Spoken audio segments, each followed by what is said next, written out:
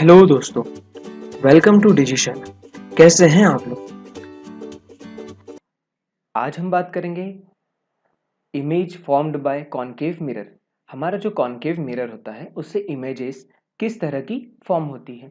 हम concave mirror कहाँ देखते हैं? एक तो हम शेविंग मिरर में देखते हैं।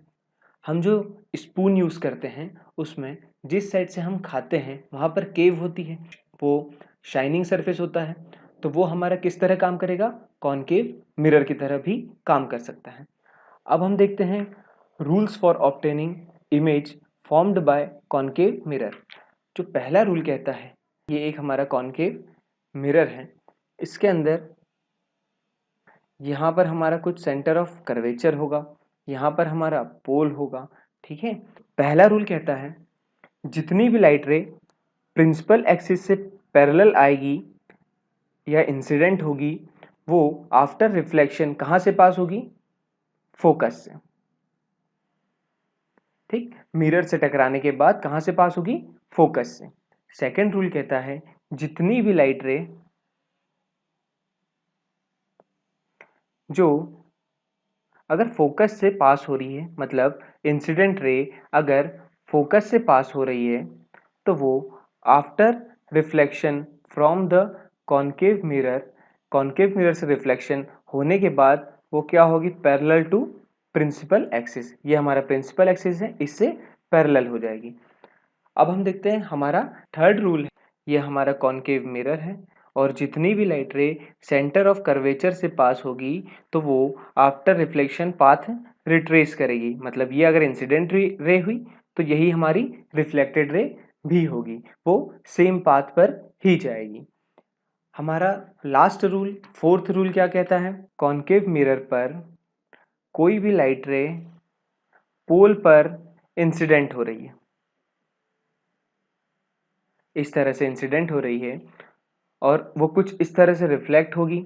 इंसिडेंट रे जो प्रिंसिपल एक्सिस से एंगल बनाएगी वही एंगल रिफ्लेक्टेड रे भी प्रिंसिपल एक्सिस के साथ बनाएगी। अब हम देखते हैं कि इसकी इमेजेस कैसी बनेगी। हम क्या करेंगे, ऑब्जेक्ट्स को अलग अलग जगह पर पहले रखेंगे। सबसे पहला केस है, हमने ऑब्जेक्ट को कहाँ रखा? इन्फिनिटी पे। ये है हमारा कॉनकेव मिरर, ये है हमारा पोल, ये है हमारा सेंटर ऑफ कर्वेचर। जब ऑब्जेक्ट हमारा कहीं इन्फिनिटी पर है तो वहां से कुछ इस तरह से रे आएगी जो प्रिंसिपल एक्सिस के पैरेलल रे है। आफ्टर रिफ्लेक्शन कहाँ से पास होगी? फोकस से। यहाँ पर हमारा फोकस होगा। ठीक है, तो ये आफ्टर रिफ्लेक्शन कहाँ से पास होगी? फोकस से। तो हमारी इमेज कहाँ पे बनी? यहाँ पर फोकस पे हमारी इमेज बनी। ठीक है, ये इमेज कितनी बहुत छोटी बनी है, ऑब्जेक्ट तो यहाँ पे बहुत बड़ा होगा जिससे पैरेलल रेस आ रही होगी। इमेज हमारी कहाँ बनी है? फोकस पे बनी है। इमेज कैसी बनी है? रियल बनी है। अगर हम यहाँ पे कोई स्क्रीन रखेंगे तो वहाँ पर हमें इमेज उस पर स्क्रीन पे बन जाएगी, रियल इमेज बनेगी। और रियल इमेज हमेशा कैसी होती है? इन्वर्टेड, तो ये उल्टी इमेज हमें दिखेगी। और बहुत ही छोटी बनी है, देखो पॉइंट साइज की बनी है यहाँ पर। ठीक है, अब हम सेकेंड केस देखते हैं जिसके अंदर हमारा ऑब्जेक्ट रखा है कहाँ? बियॉन्ड सी, मतलब सेंटर ऑफ कर्वेचर के पहले।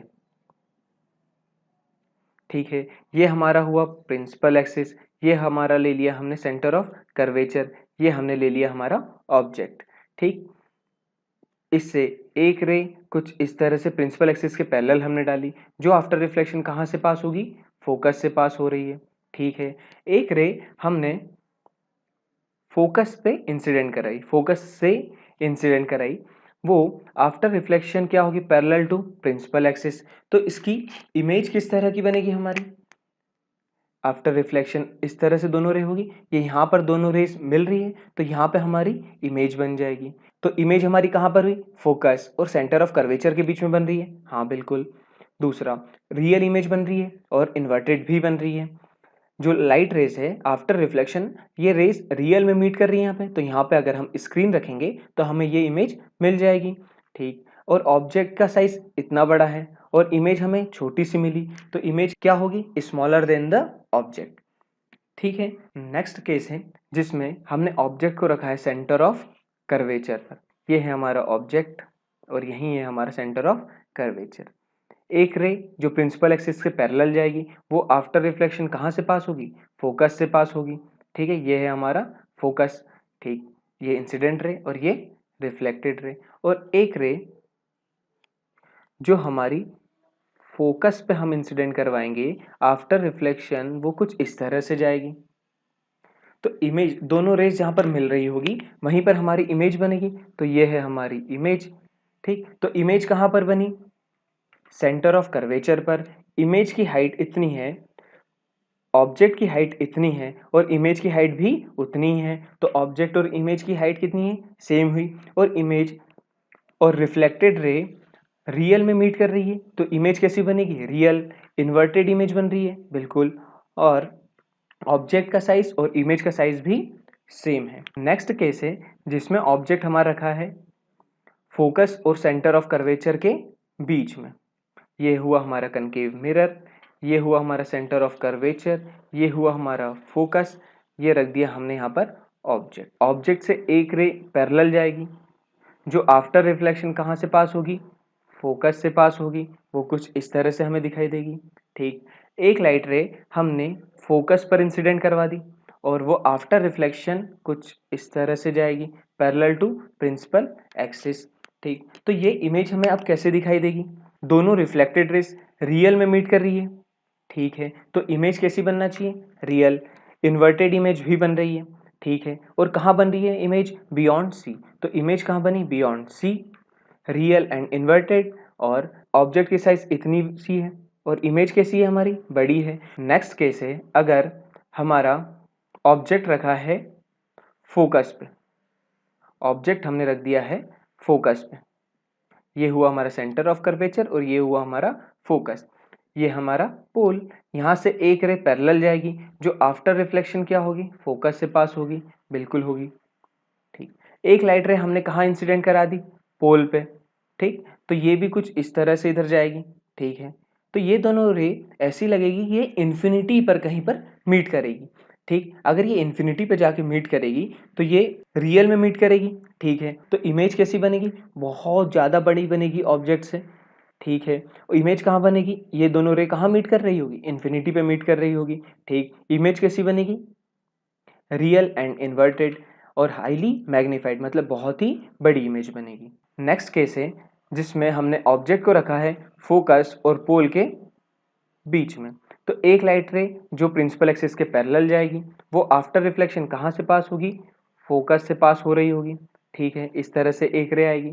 ठीक, दूसरी हमने डाली है पोल पर और वो after reflection same angle principal axis से बना के रिफ्लेक्ट हो जाएगी। ठीक है, तो ये दोनों रेज बैक साइड में कहीं पर इस तरह से मीट कर रही होगी और ये इसकी क्या होगी? हाइट होगी इमेज की। तो इमेज कितनी? बहुत बड़ी बनी। ठीक है, इमेज कहाँ बनी? Behind the mirror.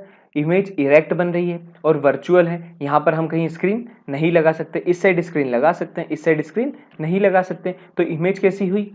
वर्चुअल हुई, इरेक्ट हुई और ऑब्जेक्ट से बड़ी बनी है तो लार्जर देन द ऑब्जेक्ट। अब हम देखते हैं uses of concave mirror. Concave mirror को कहाँ पर यूज करते हैं? अगर हमारा ऑब्जेक्ट फोकस और पोल के बीच में है तो हमारी इमेज वर्चुअल बनेगी, बहुत बड़ी बनेगी। तो इसीलिए इसे यूज करते हैं हम किस में? शेविंग मिरर में। क्योंकि हम उस मिरर को बहुत पास में रखते हैं तो हमें काफ़ी बड़ी इमेज दिखाई देती है हमारे फेस की। डेंटिस्ट भी इसी कारण इसे यूज़ करते हैं ताकि जब वो हमारे टीथ के पास ले जाते हैं कॉन्केव मिरर को तो हमारे टीथ की इमेज बहुत बड़ी दिखती है। इसे और किस में यूज़ करते हैं? रिफ्लेक्टर इन टॉर्च, जो हमारे टॉर्च या कार हेडलाइट में जो रिफ्लेक्टर होता है वहाँ पर भी यूज़ करते हैं। और field of solar energy to focus sun's ray, जब सन की रे को एक जगह फोकस करना होता है तो हम किसका यूज करते हैं? कॉनकेव मिरर का। अब हम इसे एक समरी के रूप में हमने बनाया। अगर ऑब्जेक्ट हमने कहाँ रखा? इन्फिनिटी पे, तो इमेज कहाँ बन रही थी? फोकस पे। और साइज ऑफ इमेज क्या था? बहुत ही छोटा बना था। ठीक है, नेचर ऑफ ऑब्जेक्ट क्या था? Real and inverted. अगर हमने ऑब्जेक्ट को कहाँ रखा था? बियॉन्ड सी, सी के पीछे, तो हमारी इमेज कहाँ बन गई थी? Between focus and centre of curvature. और साइज क्या था इमेज का? डिमिनिश्ड, छोटी बनी थी। ठीक है, और nature of image real and inverted. अगर हमने ऑब्जेक्ट को रखा सी पे तो इमेज बनी थी सी पे, साइज इमेज का और ऑब्जेक्ट का सेम आया था, इमेज यहाँ पर भी बनी थी रियल एंड इन्वर्टेड। ठीक, अब हमने ऑब्जेक्ट को कहाँ रखा, फोकस और सेंटर ऑफ कर्वेचर पे। इमेज कहाँ बनेगी, बियॉन्ड सी।